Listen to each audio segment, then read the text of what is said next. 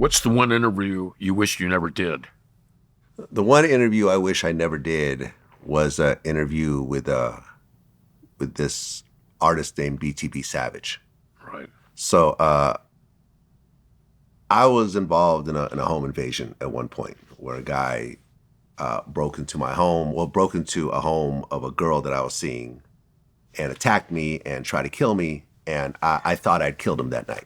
It got extremely violent that night. And I walked out of that apartment thinking there was a dead body in the room, right?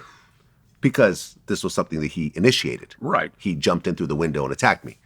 So I have a thing about protecting yourself and home invasions and so forth. So I heard a story about this rapper named BTB Savage from Texas, where a guy came to his apartment and I guess it was a drug deal that went wrong, and the guy pulled out a gun and tried to rob him, and they ended up fighting over the gun. He ended up killing the guy, right? So we did the interview, and during the interview, he was somewhat braggadocious in the way he was explaining the story, right? Not really what... Was he cavalier to you as well, or just... He just was... I think he was just happy that he survived the situation, and I can understand how you would feel that way. But he was not very remorseful and so forth.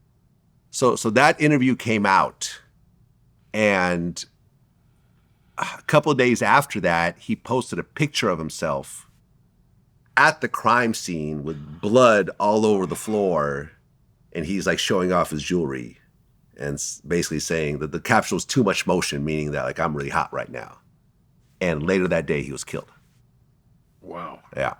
And retaliation, different incident? You would assume that it was probably... He pushed it too far? It was related to the person that he killed in self-defense. I think it was retaliation for that, is my best guess. I don't know where that case is. I'm not sure if it's still unsolved or whatever else. I believe it happened in broad daylight, so you would think that someone ended up getting arrested for it. But it was these series of events that happened that caused this young man to lose his life. And I felt awful about the situation. And no one would have guessed that this would have happened, but, you know, and the picture, I think, is what ultimately was like the straw that broke the camel's back, right? But he was killed literally a few hours after that photo came out. And it was a very grisly photo. I've never heard of anyone doing this before. To take a photo where there's blood all over the floor over a murder, you were... Jay Dobbins. Yeah. Oh, yeah, right. Yeah, the fake, the Mongol killing, right? Yeah, exactly. Because people don't do stuff like this. They don't do stuff like this. Yeah.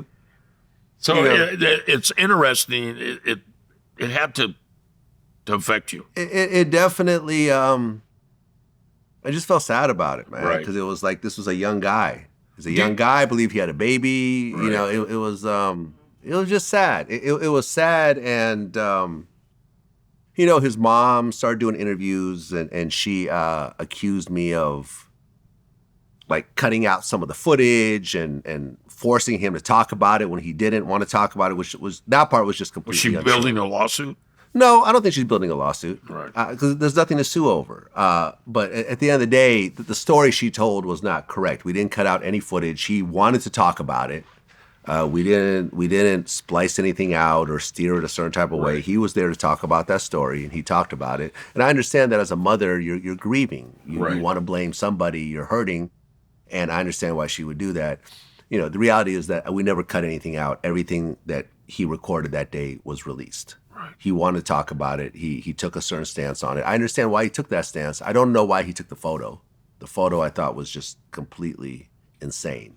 A lapse of judgment. Yeah. And I think it was probably at that time with my interview, that was probably the most kind of publicity and promotion he's ever gotten, because his rap career wasn't really taking off. He was just a local rapper.